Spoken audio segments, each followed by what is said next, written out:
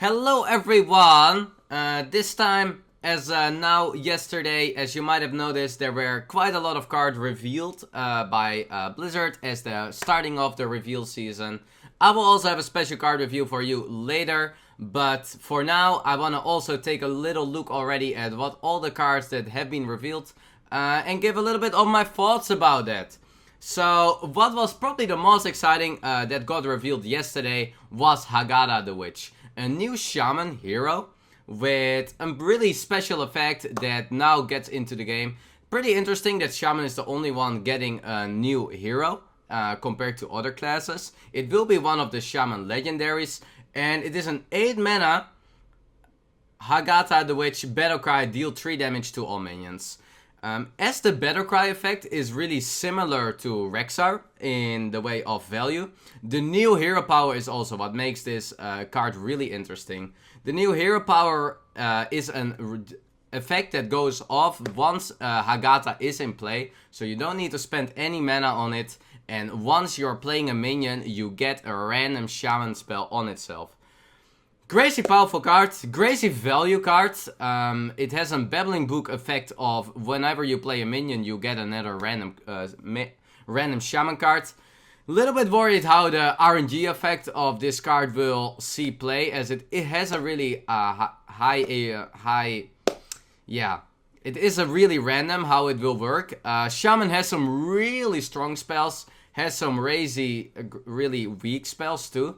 So it will be interesting to see how Hagatha will fit in there. What is the interesting part about Hagatha is it definitely can create a new archetype. The same way as a Spell Hunter goes. Hagatha is kind of doing the same, but then the other way around. When you are playing Hagatha, you probably only want to play minions. You probably only want to play minions in your deck. You just want to have your deck existing out of 29 minions, or maybe a little less, but definitely a really high minion deck. Hagatha is a card that can... Shaman is having a little bit of a card draw issue. The only card draw that they currently are running is Mana Tide Totem often.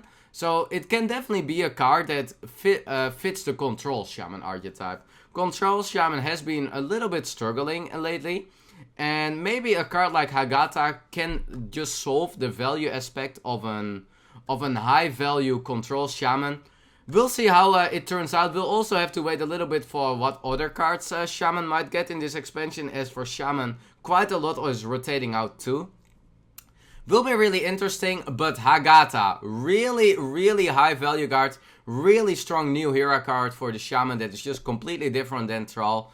Really interesting. Will definitely be able to create his own archetype, and we'll see how it will turn out. Other card that was revealed also was the new Rogue Legendary, the Face Collector. Face Collector as something that has been really familiar with the Rogue, having 3 mana legendary cards. As Sonya also was a 3 mana 2/2 legendary card in the last expansion. This time the Rogue got the Face Collector as also a 3 mana 2/2. The effect of it, echo a battle cry at a random legendary minion to your hand. So... The echo effect of this card with the battle cry at a random legendary minion to your hand, of course, really stacks during the game. There are some pretty synergizing cards also in the Rogue class already. You have a lot of bounce effects that you can play. You have Shadow Step, of course, what can make this card really strong. As an echo effect, you can play it multiple times during that turn, so you can play it and then you can Shadow Step it, you can play it again, you can play it again, and as a Battle Cry effect you can get a lot of legendary minions going.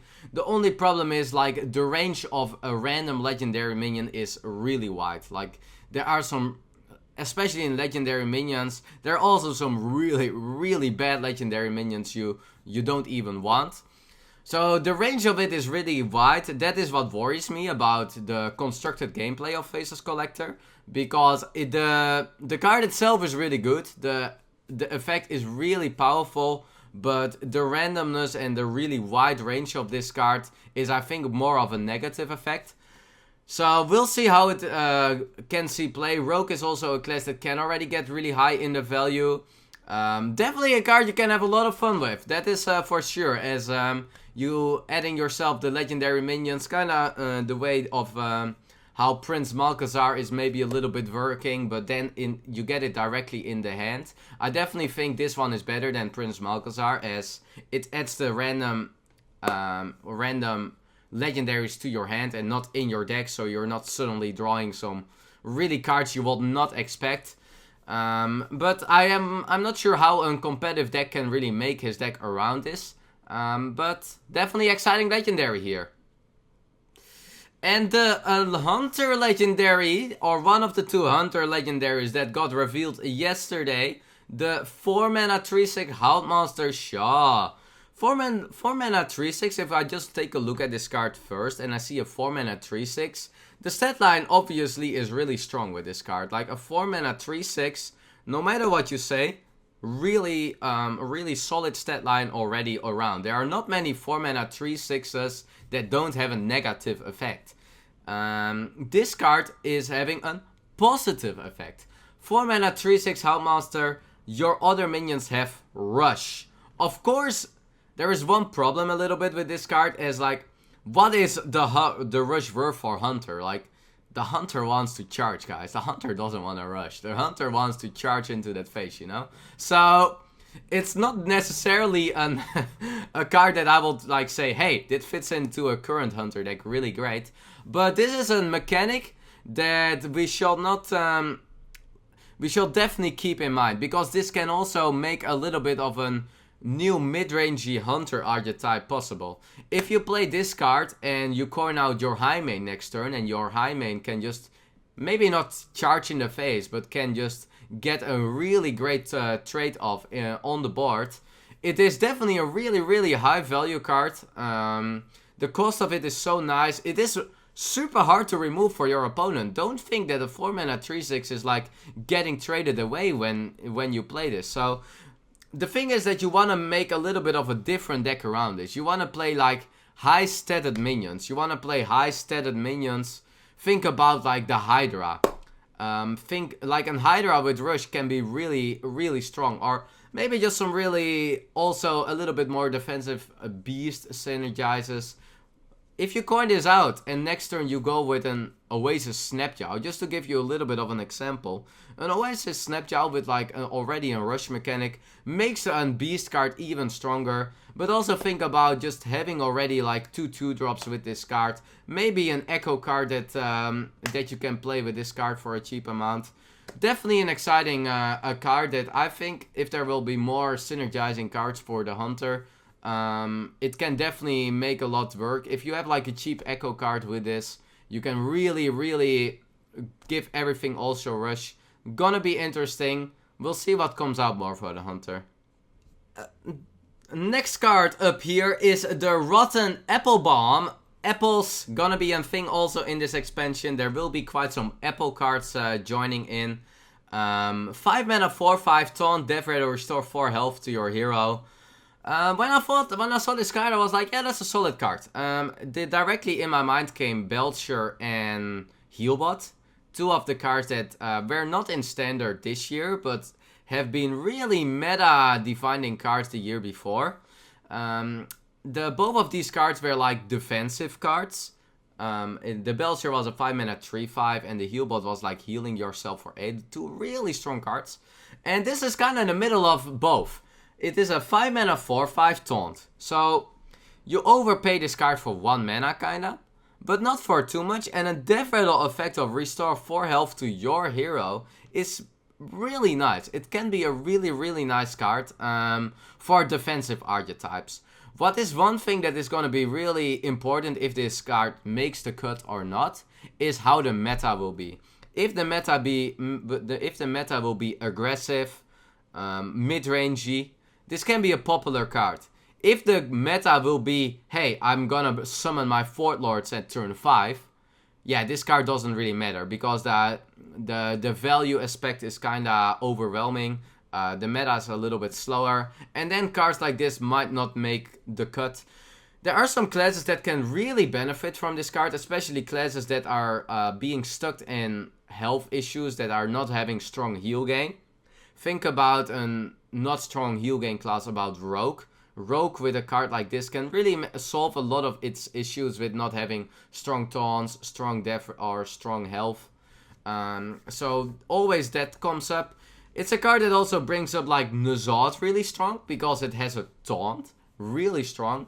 Nazad rotating out, so not a thing in standard, but in wild this card can definitely be a strong card as it has a taunt, it has an restore health, really strong. Like this card is kind of like the dream for a Nazad. So, but yeah, like a really cool defensive card, here.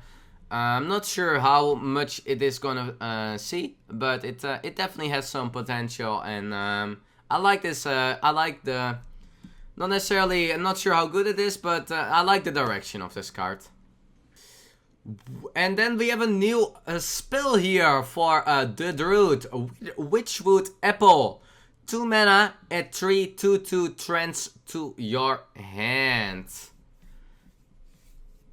And I think that is a really bad card. I'm kind of thinking of a way how this we can make work. It kind of reminds me on a force of nature, but then you add it to your hand. So there has to be like a benefit of it towards you, like buffing it to your hand. Like it is a force of nature that you add to your hand. I'm not sure what the mana cost is of the 2/2 trance that you add to your hand. What is kind of a big thing if that is 1 or 2 mana. But there is some synergy, of course, how the way you can buff it. We also have oh, it's 2 mana. Okay, yeah, then it's pretty bad, because that's like even more expensive. So there has to be a benefit for this card you to run, to hold cards in your hand.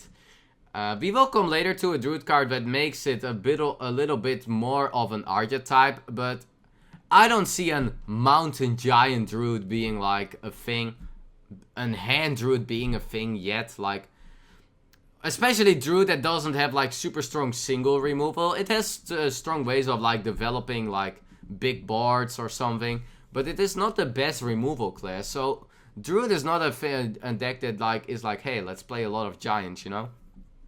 So yeah, the Witchwood Apple is a kind of disappointing Druid spell for me. Druid also not having availability of making spells cheaper, buffing, whatever. So not really a card I am that excited about yet. This was one of the cards, also another Druid spell added, Wispering Woods. Wispering Woods, 4 mana spell for the Druid. Summon a 1/1 Wisp for each card in your hand.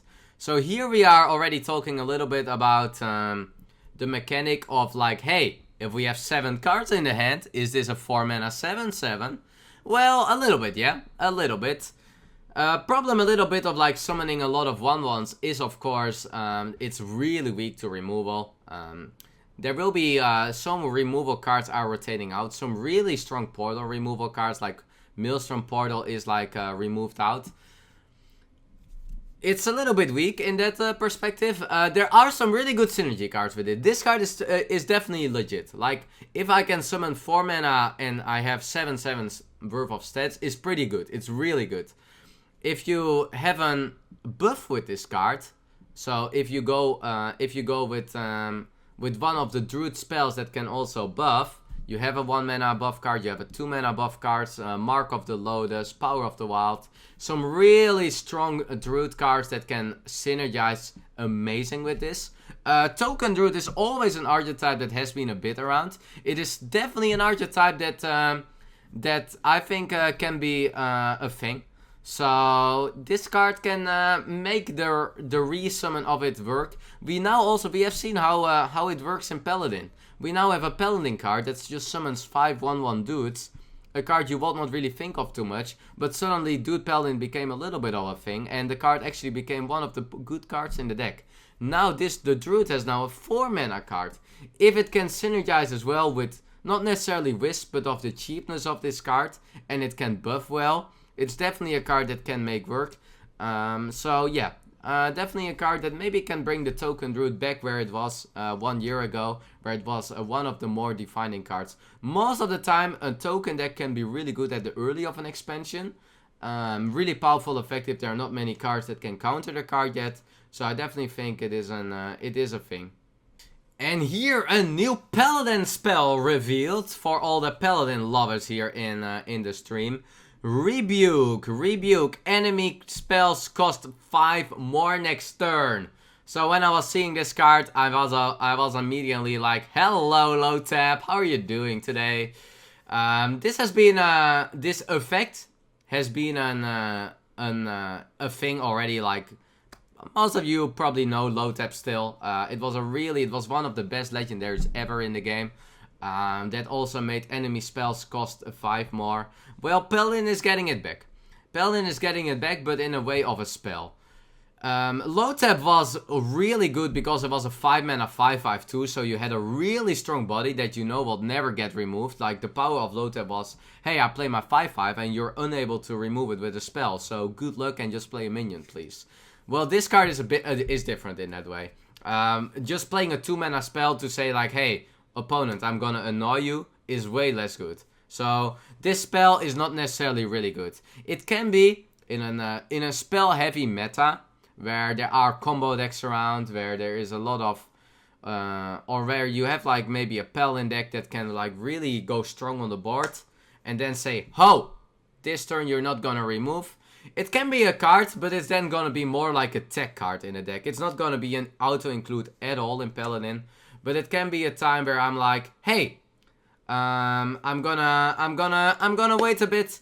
I was thinking of this card in OTK Paladin, because I've been playing a lot of OTK Paladin myself. The problem is OTK Paladin is losing the Beardo, and it's gonna have rotation issues. So this is a card I need to see more of what is gonna be an expansion. And I think this is more like a tech card. I think it's gonna be a tech card where, yeah, if the meta is so spell heavy, and Paladin can be a mid-rangey, that you can say, hey, 2 mana, hold. It can be good. But on itself, it's kind of like, it's gonna be too clunky in your hand. It's really a card you have to like pay for. So it's not gonna be a card that will be an auto include in Paladin decks. And here probably the most combo oriented card of the set so far that we have seen. And well, what else could it be than a priest card, as it will be a combo card. Vivid Nightmare. 3 mana, choose a friendly minion, summon a copy of it with 1 health remaining. And that sounds maybe a little bit strange and also on. But it's definitely a really potential card. This card is definitely a legit card, I think. I will explain you why. First, let me a little bit more explain about the card. The 1 health that is remaining is damaged. So if you copy a card, it will not be a 1 health card. It will be a 1 health damaged card. So you can still heal it with your hero power. You can go Circle of Healing with the card. But also, what are other really great combinations is, if you want to make a really strong burst combo, and you have like a minion that you can give the ability of charge, what you can maybe do with Potion of Madness, for example. Also, there are way more cards that can do that. You can also like copy Valence or copy really strong Battlecry minions. And you give them additional attack with Divine Spirit Inner Virus, or you go really strong on other effects. This is a card that can definitely bring an OTK Priest deck there with just running this additional card. It's gonna be a little hard yet to see. Like Shadow Madness is a great example of how this card can also be really great. It gives a lot of combo potential in the Priest. And normally, yeah, that is not like a consistently game plan, maybe here and there.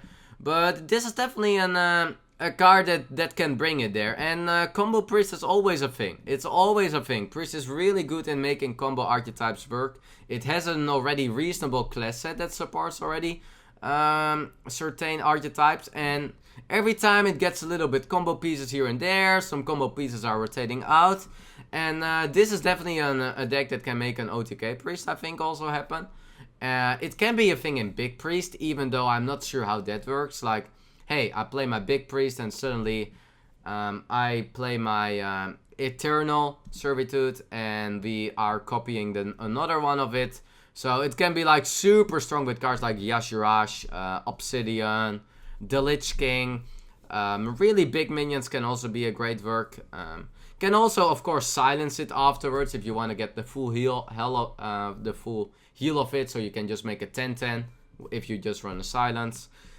Definitely a card that has so much. The range of this card is so wide in a positive way that it can definitely be make archetypes work in certain archetypes and maybe make it work. Definitely a cool card. I like this card. And here another legendary, and this one is for the Warlock, Glinda Crowskin. Minions in your hand have Echo. So 6 mana, 3/7, pretty reasonable stat line, and minions in your hand have Echo. So yeah, when I was thinking of this card, I was like, well, a little bit of a scary card. I was not too big of a fan directly of this card. What I immediately was thinking of was like the giants, like the synergizement of like giants with this card. As long as there is no 0 mana cards or cards that you can make 0 mana, this card could be alright. But otherwise, if there are things you can make cards cost 0, this card is pretty toxic, I think. Just think about this already just with Wisp. To get like the worst example, well, nothing wrong, but like already with like a card like Molten Giant, let's say you are at just like 5 health and suddenly you play like 7 or you play 6 Molten Giants. I'm like, well, that's a problem. So I don't know if there will be more. Also with Summoning Portal there is some like synergizement maybe, but I don't think it works that great. Like Arcane Giant is a giant that you can make to 0 Sea Giants. Not sure if there's like anything I'm forgetting about. But if there is like a mechanic that you can make just a minion cost 0. Like there is in Wild already the Naga Giant wolf thing. Like that one can be super toxic. Play Naga at 5, pay this at 6 and your board is full of giants. So that is like a thing. But besides that, like the 6 mana 3/7, it's a really must kill minion a bit. So, and that's pretty hard. Like 7 health is quite so. Not the easiest minion to kill. Pretty reasonable and powerful minion too. So yeah, it will definitely be interesting to see how this card is gonna do. We'll see. We'll definitely see. But I think the Legendary has a lot of potential. I need to see more of the expansion to see what are the cards that are coming out. There might be a lot of like cheap cards that have Rush or something, or that have Charge, that can even bring like combo potential together with this card. And we'll see. We'll see. Alright, and here is the Nightmare Amalgam. A really funny card and interesting card when I saw this card. This is an Elemental, Mech, Demon, Murloc, Dragon, Beast, Pirate, and Totem. Yes, all of them. All of them. 3 mana 3/4 Spider Tank stats with the mechanic all. That was a really interesting one. When I saw this, I mean, there is a lot of things possible with this. So the thing with this card is it stacks really well with a lot of like all the archetypes that can make work. Some are maybe really great, some are maybe not as great, but like Dragons always like some support, Elementals like some support. I don't think Murlocs like this card. Like Murlocs don't care about the 3 mana 3/4 too much. Maybe Totems maybe makes like there's so much things possible with this card, as it can like buff additional things. It can also work really well, like if there is like an archetype that runs certain doubles off. So if a deck runs and Dragons and Elementals, or like 2 of other deck things. One problem of this card is obviously, like I was thinking of like cards like Zubot that can work really well with cards like this. But there's one problem maybe of this card is that, of course, well, where you think one crap is already a problem, it doesn't even matter anymore what crap you are playing. This card can always get crapped. So there is a lot of counter mechanic also possible for this card. And but it's a really good card, I think, for archetypes that are lacking enough synergy. Elementals might like an extra elemental. Mechs might like some additional synergy. Maybe even demons like it. So yeah, there is a lot of possibility. This is an elemental, demon, mech, murloc, dragon, beast, pirate, totem card. So the range is really wide of the card. And yeah, if there is like some extra cards coming into this set that is also like buffing certain archetypes or buffing two archetypes together. Think of like a new Zubot in that might come in the set. Well, then a card like this is definitely going to be powerful. And because of the stat line already being so solid, it's definitely going to be an alright card. And a Shaman card, the Witch Apprentice. So Shaman getting his Apprentice too. The Witch Apprentice being a beast, being a frog, right? Being a little bit of a frog. Taunt, battle cry, add a random Shaman spell to your hand. So Shaman is getting his Babbling Book Swashbuckler card here for the set. 1 mana 0/1, it's a little bit different stat line than the Babbling Book and Swashbuckler that we are having everywhere. So I'm not sure how it will, like, it's pretty big difference that a card has 0 attack. It's literally just a frog. If you will frog your opponent's minion, it looks like this witch is getting hexed. So yeah, it's an okay card because it adds a card, but like the randomness of this card is yeah, like more of a negative effect. Like it's not a 1 mana 0/1 draw card, it's an add a random card. And just not having a 1 attack is a big thing. I think it is definitely, it's not on the power level of a Babbling Book or a Swashbuckler. So I don't think this card is gonna make it in Shaman decks compared to what we have. I might be a little bit happy about it. I think it is not a bad thing if we won't have a year without cards like Babbling Book or Swashbucklers. So as long as there is no like other supportive random cards in Shaman in the way Mage has it, that you have the quest, you have like other cards that stack really well with it, I don't think the Witch Apprentice is gonna make the cut in Shaman. And that were the cards, guys, so far that we had here from the expansion. More cards will be coming this week, during the whole week, and also the next week. There will be a lot of cards coming up, so I will definitely keep up with more review videos. Hope you enjoyed this one, where we got the first big review going. We got the first thought a little bit in about the set. And definitely excited to what's come. And I will definitely follow this video up with more review videos.